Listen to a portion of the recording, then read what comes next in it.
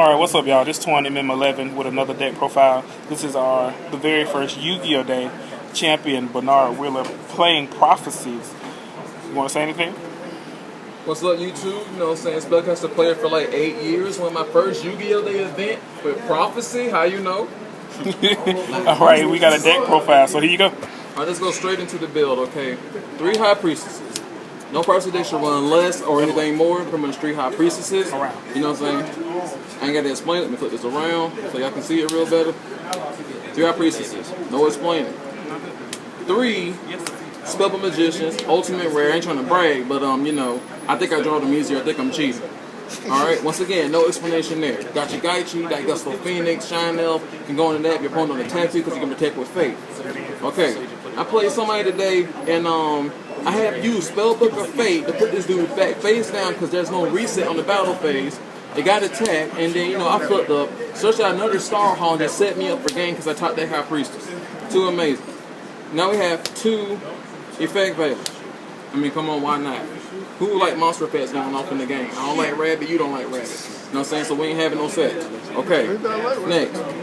1 Justice. I would prefer 2 Justice, but I just said I'll try out 1. He said I go come on the top deck it too much. You know what I'm saying? It'll be a dead draw at times, so it actually did me some good. It got Compulse, it got Bomber's Trap Hole one time, it got Phoenix Chain, but he got kind of mad because I don't stay on the field kind of like Rabbit. So yeah, let's go on to the next one. The original take, Defender, the Magical Knight. Why y'all not playing this in Prophecy? Like, what's y'all problem? Do y'all not understand what this card does? 1600 attack, light, 2000 defense. When you summon, you get a counter.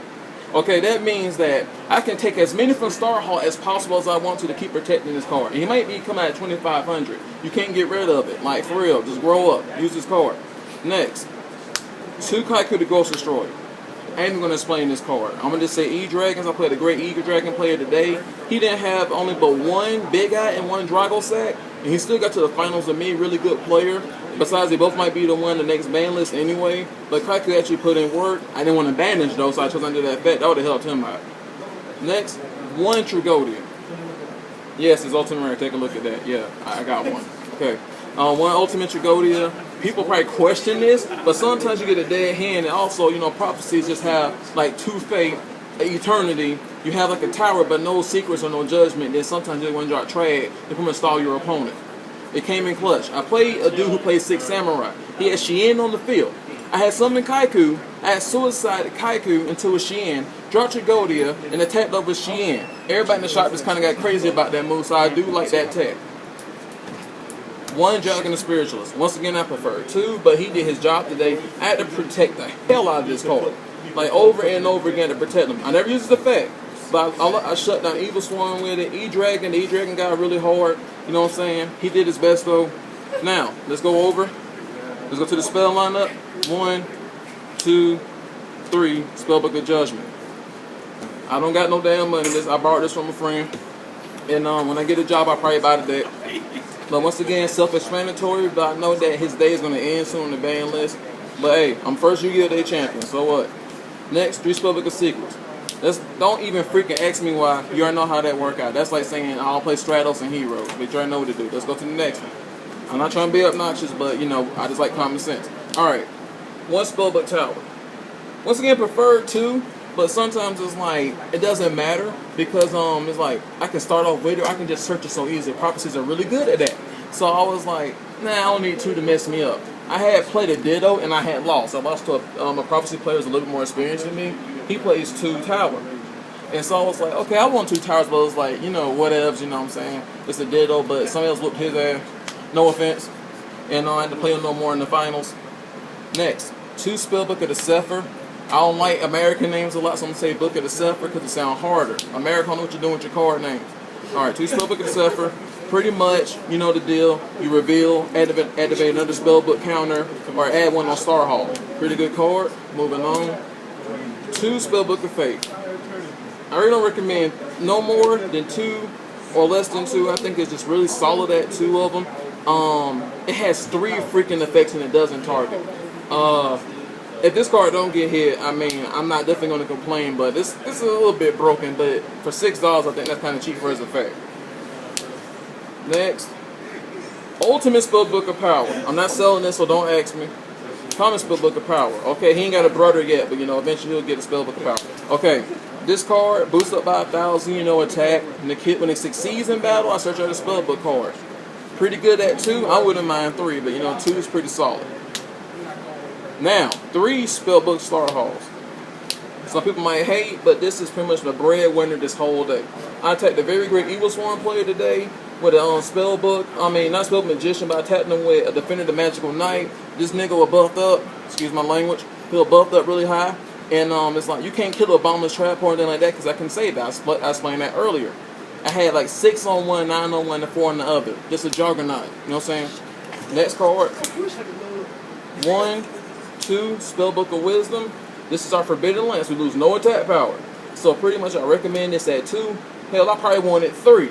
But, you know, 2 did me good because people thought they were real hard with Bombless Trap Hole until I showed them what I showed them my nuts with this card right here. And, so Spellbook of Wisdom, I pretty much declared 3 to 2. We got to censor you. 1 Spellbook of Life. This card. People get kind of happy when High Priestess dies, so pretty much, you know, I know that I run 1. Only run 1. This is really a dead draw, people, because a lot of times Spellbooks don't really get a lot of monsters in their graveyard to start with. So I just recommend 1. Pretty good card. It saved my behind against, once again, the Evil Sworn guy. I brought back a buffed up Defender the Magical Knight, went in. Just say his name, it's Shanti. 1, Eternity.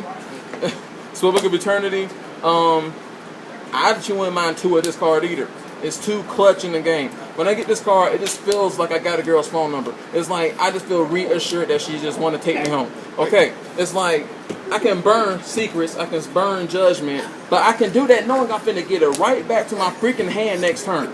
This card is too good. I recommend at least 2, but 1 actually did me some justice. I guess in judgment though. Y'all gonna pick on this Heavy Storm. Heavy Storm.